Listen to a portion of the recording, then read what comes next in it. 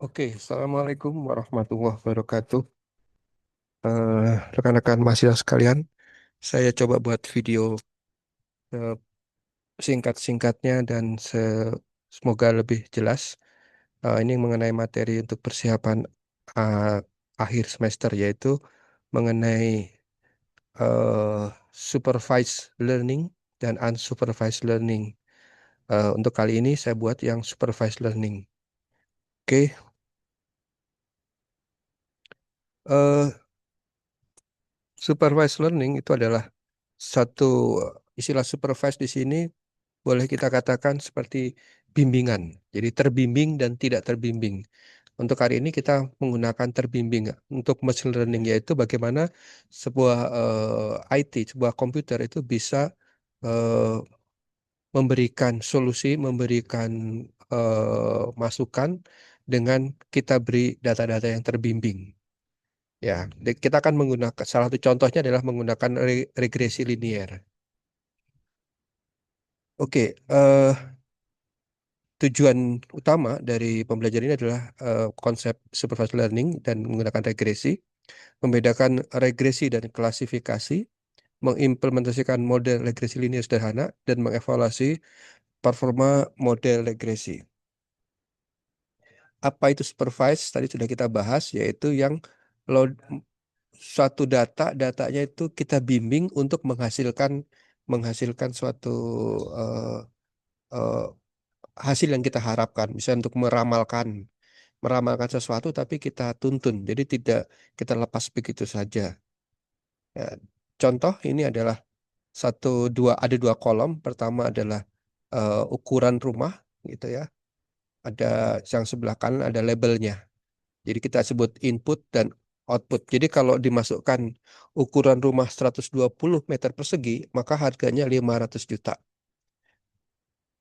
Ukuran 80 meter persegi harganya 320, dan 150 meter persegi maka harganya 600 juta.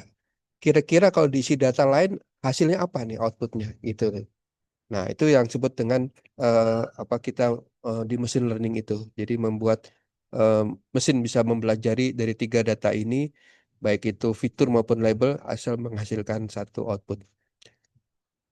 Tadi sudah kita bahas apa itu supervised learning. Ini materi juga sudah ada di grup ya, bisa kita baca. Ya, juga perbandingannya antara unsupervised dan supervised. Ini sudah ada di materinya. Nanti setelah ini ada video unsupervised. Nah, ini contoh lagi usia dalam tinggi badan. Pada saat usia 5 tahun, tingginya 110 cm. Pada usia 6 tahun, tingginya 115. Pada usia 7, 120. Kalau 8 kira-kira berapa? Kalau 10 kira-kira berapa? Kalau 4 tahun ukurannya berapa? Nah, itu yang bisa dikatakan sebagai eh, menggunakan eh, regresi ya, regresi. Dengan cara kita harus supervise learning-nya. Kita dampingi. Jadi komputer mempelajari data-data ini dengan pendampingan data yang dari kita, gitu ya, data kita. eh ada dua hal yang penting dalam supervised learning, yaitu klasifikasi dan regresi. Kalau klasifikasi itu outputnya adalah berupa kategorikal ya. Ini kata klasifikasi eh, salak pondoh, ini klasifikasi salak lumut, ini klasifikasi salak Jowo dan sebagainya. Sedangkan kalau regresi itu adalah numerik hasilnya. Tahun ini dengan curah hujan sekian, hasil panen salak adalah 1.000 ton. Tahun depan, tahun kemarin dengan curah hujan sekian, 750 ton dan sebagainya. Akhirnya bisa digunakan untuk menghasilkan output yang berupa numerik untuk tahun-tahun berikutnya sebagai prediksi. Ya, klasifikasi adalah jenis supervised learning. Tujuannya adalah memetakan input dan output yang berupa kategori, ya, jadi mengelompokkan itu ya. Jadi ini harus memilih kelas dan model yang paling sesuai berdasarkan fitur dari si inputnya. Jadi hasilnya pengelompokan. Sedangkan ini masih diklasifikasi. Contoh-contohnya adalah misalnya spam ya. Spam itu kadang-kadang pernah nggak kita masuk ke email kita, ternyata sebenarnya bukan spam, tapi dikategorikan oleh si emailnya adalah sebagai spam, maka dia masuk ke spam. Jadi karena memang itu termasuk klasifikasi sebagai spam, walaupun kenyataannya bukan spam gitu ya. Jadi itu yang jadi problem kadang-kadang kalau ada dapat email dari seorang tidak masuk, coba dilihat di bagian spamnya. Yang kedua adalah prediksi kelulusan. Itu kan cuma mengkategorikan lulus dan tidak lulus ya. Tidak ada lulus, setengah lulus nggak ada. Jadi cuma dua itu masuk ke klasifikasi. Penyakit dan gejala, nah, suhu tubuh, batuk, sakit, nah itu bisa juga sebagai klasifikasi. Ada flu, demam, dan sehat. Jadi ada kelompok-kelompok itu. Contoh klasifikasi, ya ini contoh tadi yang lulus tidak lulus, bisa kita lihat. Terus ini model evaluasi modelnya adalah akurasi, ya berapa banyak prediksi yang benar. Jadi prediksi dari akurasi benar nggak pengelompokannya, ada yang salah kelompok atau gimana gitu kan. Itu model yang dikembangkan dalam model klasifikasi. Ada precision, yaitu ketepatan memprediksi kelas positif. Terus recall, kemampuan menangkap suatu contoh positif, ya. Jadi ada contoh, eh, semua contoh positif, jadi bisa menangkap seperti itu. F1 score, itu keseimbangan antara precision dan recall, ya. Jadi ada dua itu. Kalau recall ketepatan memprediksi kelas positif, ya. Ya, itu menangkut kemampuan. Jadi itu keseimbangannya gimana, seperti apa gitu ya.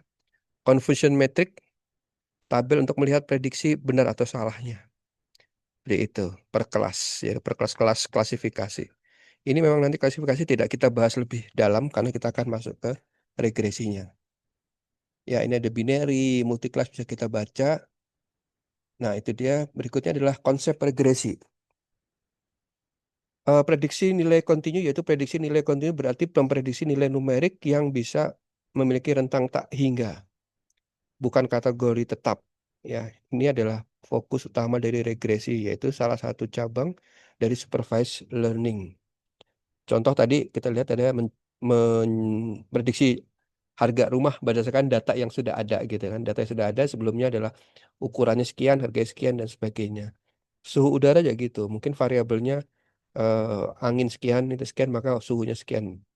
Jumlah penjualan ya sering digunakan untuk memprediksi penjualan. Eh, Contoh sederhana ya, contoh sederhana. eh, Misalnya ini ada inputnya adalah lama belajar 3 ya, maka nilai ujiannya adalah 75,3 gitu ya. Ini contoh prediksi ya. Seumur rumah 10 tahun maka harga rumah sekian. Outputnya pasti berupa angka atau integer. Jadi bukan kategori. Bedanya di situ. Jadi kalau klasifikasi tadi kategori, kalau regresi ini adalah eh, angka. Angka yang diprediksikan selanjutnya itu seperti apa. Tujuannya adalah memprediksi tingkat penghasilan contohnya gitu ya. Memprediksi permintaan produk, memprediksi suhu udara. Jadi dari data yang ada kita beri label, lanjutnya kita memprediksi nilai kontinunya berapa, nilai selanjutnya berapa. Ya. Jenis-jenis regresi ada regresi linear sederhana, ada regresi linear berganda, ada regresi polinomial, ya, polinomial, ada regresi Rayleigh dan Lasso untuk regulasi. Jadi contoh-contohnya itu ada penjelasan singkatnya, ya. Kita akan coba yang sederhana dulu untuk sebagai dasar supaya Anda menarik untuk mempelajari regresi-regresi yang lain nanti, ya. Ya, model regresi linear adalah Y atau Y MX plus B. Jadi Y adalah variabel targetnya, jadi Y-nya nanti outputnya, X itu variabel yang kita inputkan, M nilai koefisien atau kemiripannya, jadi nilai X nanti M itu akan menjadi koefisien dalam suatu tingkatan gitu ya. B adalah interceptnya. Nanti akan lebih mudah kalau kita praktekkan. Ya ini ada beberapa pendekatan prediksi, ada yang menggunakan MAE, mean absolute error, ya untuk eh, ada MSI, ada RMSI, ada R squared ya, R kuadrat score gitu ya. Kita lihat terus. Oke, itu untuk materi regresi. Kita sekarang masuk ke materi, prakteknya. Oke, demikian, nanti kita lanjut dengan video prakteknya.